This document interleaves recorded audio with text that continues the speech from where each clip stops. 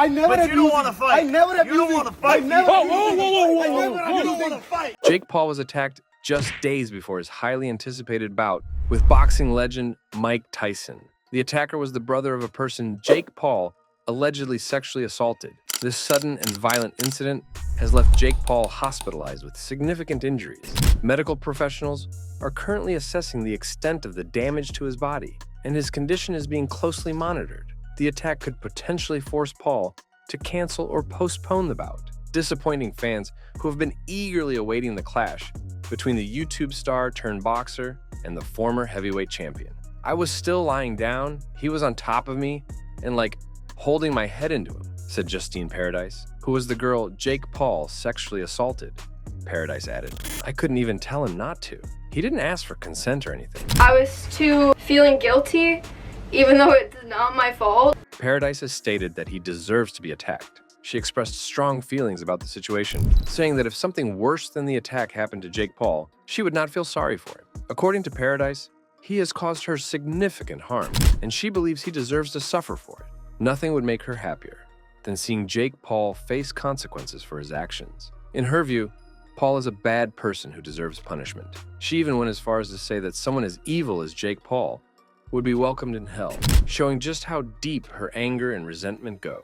Of course, Paul denied the allegations in a statement, writing, "Sexual assault accusations aren't something that I, or anyone, should ever take lightly. But to be crystal clear, this claim made against me is 100% false." Paul stated he has never had any sexual relationship with this individual and alleged that the claims were manufactured. Jake Paul has consistently denied any wrongdoing, insisting that the accusations are baseless and part of a targeted effort to destroy his reputation. The allegations surfaced amidst Paul's rise in the boxing world, where he has managed to garner significant attention and controversy. Since the situation has turned physical with Jake Paul being attacked, he has decided to take legal action. His lawyers are now involved and are working hard to defend him. They believe that Jake Paul is innocent and that the claims against him are false. They think these accusations are just an attempt to ruin his reputation, especially because he has an upcoming fight with Mike Tyson. Our client categorically denies the allegation and has every intention of aggressively disproving it and pursuing legal action against those responsible for the defamation of his character. But let's set the record straight. Who is this Justine Paradise? Well, Justine Paradise is a TikTok user with more than 500,000 followers on the platform. She first met Jake Paul through a mutual friend, and according to her, she was asked to sign a non-disclosure agreement, NDA, before entering his residence for the first time. Why was there an NDA to begin with? Fishy, really fishy.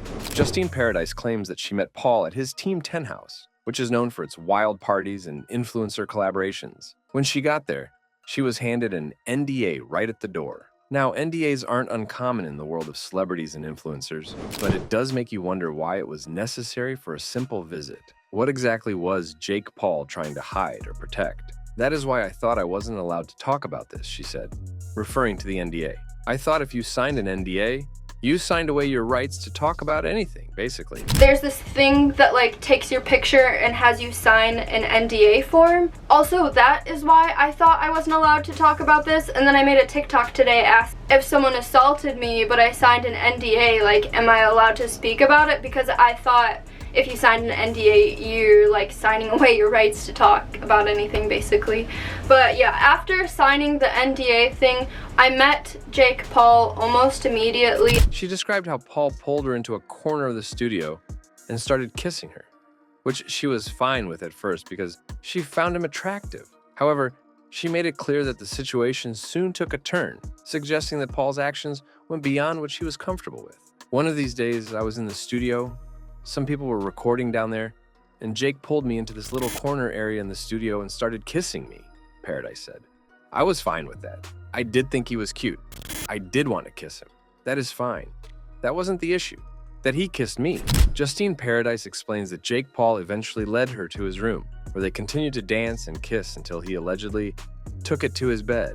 She expressed that sex holds a significant and special place in her life, emphasizing that she hasn't had many sexual partners. Normally, everybody respects me when I don't want to do sexual things, so I thought it was fine if I went in his room, and I thought it would be fine to kiss him because I thought he would stop if I didn't want to do anything else. That's normal. That's what you do. Justine Paradise recounted that she and Jake Paul kissed for a bit, but things took a turn when he started to push boundaries. She described how each time he attempted to place her hand in certain areas or move his hands to places she was uncomfortable with, she would firmly move his hands away and tell him no. Paradise emphasized that she consistently communicated her boundaries and tried to make it clear that she wasn't willing to go further. Despite her efforts to set limits, Paradise alleges that Paul became frustrated and, at one point, questioned her intentions with a dismissive remark. If nothing is going to happen, then what's the point? Justine Paradise says that after the alleged assault, she made several attempts to reach out to Jake Paul in order to discuss what had happened. She hoped for a conversation where she could express how the incident affected her and ideally receive some form of acknowledgement or apology from Paul. However, she never received a response. "I never got an apology or anything like that," she said, highlighting her sense of frustration and disappointment. I never got an apology or anything like that. I would have liked to have an apology because that was messed up and I didn't want that, and I didn't say, like, just because I let you kiss me and I let you hold my hand and I let you dance with me in your room, that doesn't give you the right to come in my mouth. This situation has deeply affected Jake Paul's brother, Logan Paul, who has been vocal about his thoughts on the matter. Logan believes that the accusations and the recent physical attack on Jake are part of a broader scheme to bring both brothers down.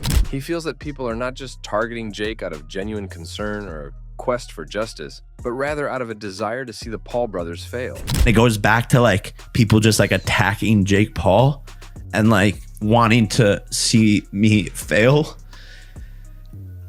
for literally like nothing. Like they're suing me for something I didn't do.